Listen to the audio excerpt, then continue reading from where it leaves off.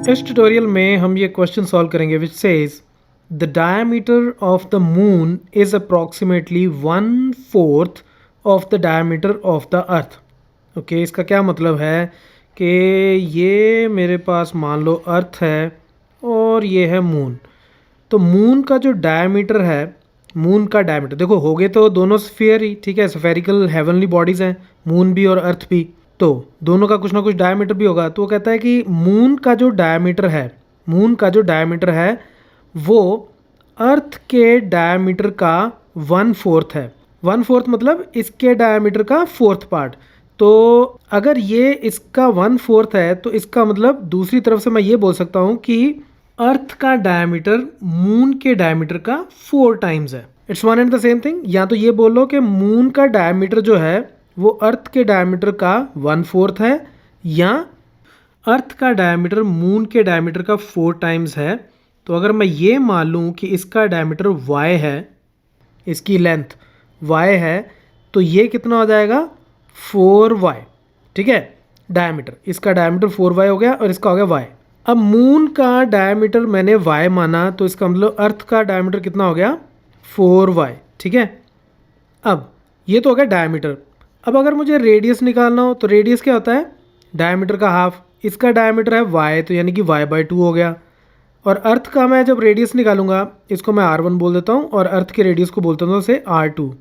तो अर्थ का रेडियस क्या हो जाएगा, अर्थ के डायमीटर का हाफ, यानी कि 4y/2। ये तो y/2 हो गया और ये कितना हो गया 2y। मून का रेडियस y/2 और अर्थ का रेडियस 2y।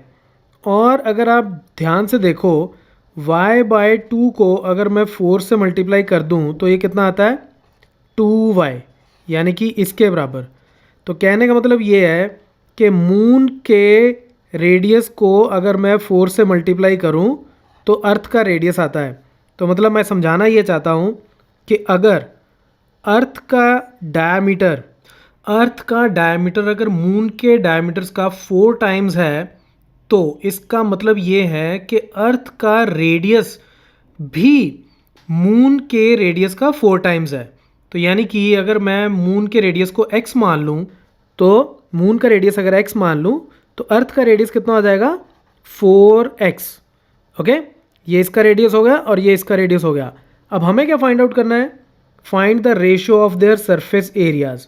तो सिंपल सी बात है कि हमें इसके सरफेस एरिया और इसके सरफेस एरिया की रेशो फाइंड आउट करनी है। ये भी एक स्फेरिकल शेप है, अर्थ भी स्फेरिकल होती है, मून भी स्फेरिकल होता है, और स्फीयर का सरफेस एरिया कितना होता है 4/r²। तो इसका सरफेस एरिया इस रेडियस के साथ और इसका सरफेस एरिया इस रेडियस के साथ हम फाइंड आउट करके उसकी रेशो निकालेंगे। That will be the answer. Let's do that. तो हम ये मान लेते हैं, consider x is the radius of moon, ठीक है।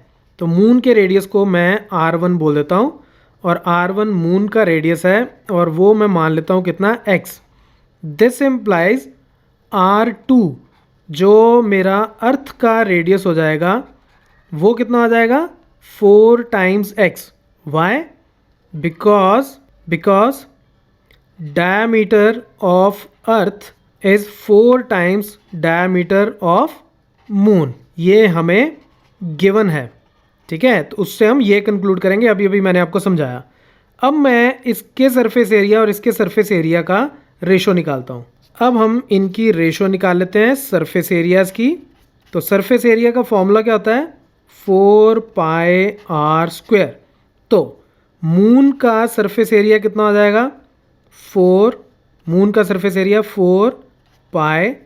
r की जगह मैं क्या डालूंगा, मैंने r की वैल्यू क्या मानी है कि इसका रेडियस कितना है x, ठीक है। तो ये हो गया x² इज टू अर्थ का सरफेस एरिया कितना हो जाएगा 4πr। r कितना है इसका 4x, राइट। तो इसकी जगह आ जाएगा 4x का होल स्क्वायर। देखो यहाँ अगर नहीं समझ में आया मैं दोबारा बता देता हूँ। मून एक स्फेरिकल ऑब्जेक्ट है, उसका सरफेस एरिया 4πr² होगा और r की वैल्यू हमने मानी है x, ठीक है। अर्थ का सरफेस एरिया, उसका फॉर्मूला भी 4πr² होता है और उसके लिए r की वैल्यू कितनी होगी 4x। क्योंकि इसका रेडियस मून के रेडियस का 4 टाइम्स है, ठीक है। अब यहाँ से 4 के साथ 4 कट गया, पाई के साथ पाई कट गया, तो ये कितना बच गया, x square is to 16x square, right. इसको जब आप खोलोगे तो 16x स्क्वायर हो जाएगा। ये रेशो चली आ रही है, m और e अब मैंने हटा दिए, ये इधर मून है और इधर मेरी अर्थ चली आ रही है। दिस इम्प्लाइज एक्स स्क्वायर के साथ एक्स स्क्वायर भी कट गया, तो इधर सिर्फ 1 बच गया। 1:16 इज द आंसर। इसका कहने का मतलब ये है कि अर्थ का सरफेस एरिया मून के सरफेस एरिया का 16 टाइम्स है। So that's it from this tutorial. Keep watching Mathemafia.